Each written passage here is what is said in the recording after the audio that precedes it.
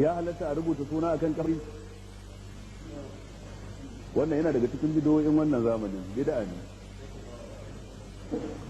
abin da ake akan kabari bayan an binne mutum daidai da kasar da za a tara ba a son ta wuce ɗani ɗaya idan ka taɓe ya tsinka haka tsawon haka ya kai inci nawa ba zai wuce 7 ba kaddara inci 10 kada tudun kabari ya wuce inci 10 duk kabarin da ya wuce inci 10 Imam al-Qurtubi ya ce wajibi ne a sassabe shi a mayar da shi daidai wa daida ka duba cikin tafsirin al-Qurtubi cikin suratul kahfi ka sha mamaki ba malikiya muke ba a duba a gani wallahi ce duk kabarin da ya wuce wannan yadda manzo Allah faɗa yace ya zama wajibi a sassabe shi sai an dawo da shi yadda manzo Allah ya ce to sannan kuma sai mutum ya dauki dutse sai ya sa a daidai kusa da kan mamaci dan mutum ya shaida kabarin dan uwansa amma ba suna ake rubuta ba idan ka dauki dutse da kanka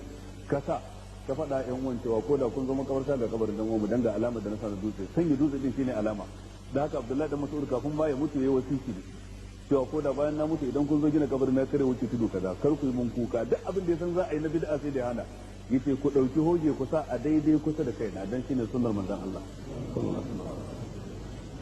amma rubuta suna da katon allo wani ya mutu a watan Julai kuma ka sa Julai ma kuma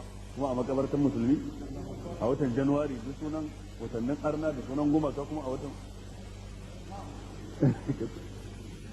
kaga zulmatun babu ha fauka ba'd kenan wato matsalar tana da yawa ya kamata mu kiyaye wannan amma nan duk wanda gari ka je makabarta haka za a gani ta musulmai wato wanda ke nuna har yanzu sunna fa